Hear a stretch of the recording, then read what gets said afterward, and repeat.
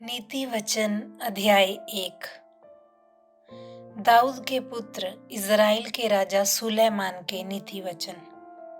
इनके द्वारा पढ़ने वाला बुद्धि और शिक्षा प्राप्त करे और समझ की बातें समझे और काम करने में प्रवीणता और धार्मिकता, न्याय और सिधाई की शिक्षा पाए, कि भोलों को चतुराई और जवान को ज्ञान और विवेक मिले, कि बुद्धिमान सुनकर अपनी विद्या बढ़ाए और समझदार बुद्धि का उपदेश पाए, जिससे वह नीति वचन और दृष्टांत को और बुद्धिमानों के वचन और उनके रहस्यों को समझें।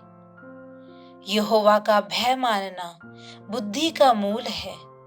बुद्धि और शिक्षा को मूढ़ ही लोग तुच्छ जानते हैं।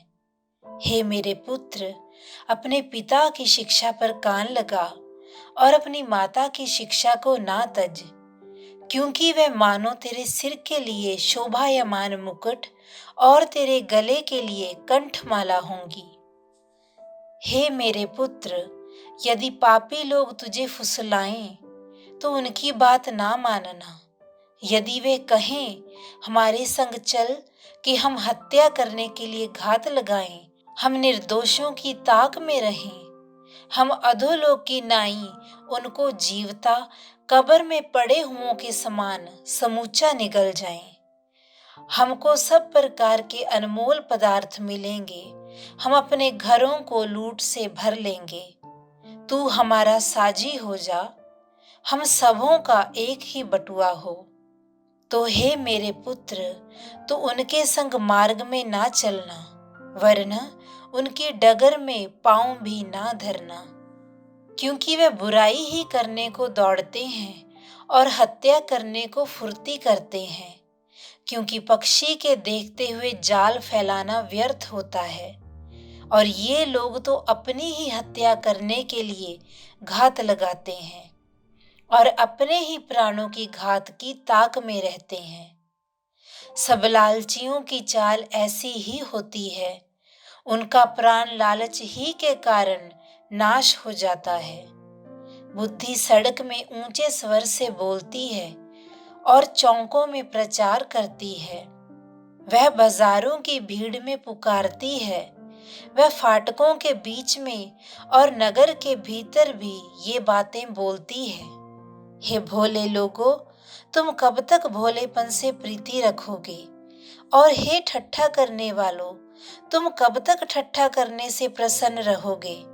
और हे मूर्खों, तुम कब तक ज्ञान से बैर रखोगे? तुम मेरी डांट सुनकर मन फिराओ। सुनो, मैं अपनी आत्मा तुम्हारे लिए उंडेल दूंगी, मैं तुमको अपने वचन बताऊंगी।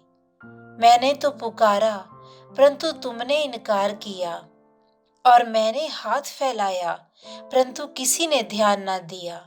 वरन तुमने मेरी सारी सम्मति को अनसुनी किया और मेरी ताड़ना का मूल्य ना जाना।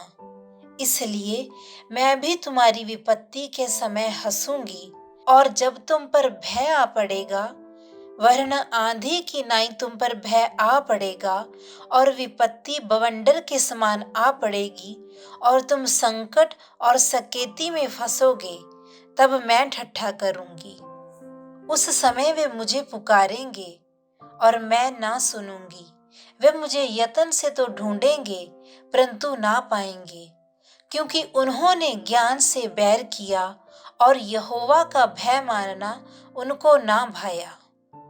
उन्होंने मेरी सम्मति ना चाही, वरन मेरी सब ताड़नाओं को तुच्छ जाना। इसलिए वे अपनी करनी का फल आप भोगेंगे और अपनी युक्तियों के फल से अघा जाएंगे।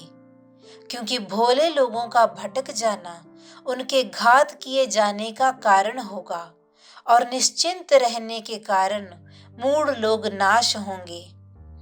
परंतु जो मेरी सुनेगा, वह निडर बसा रहेगा और बेखटके सुख से रहेगा।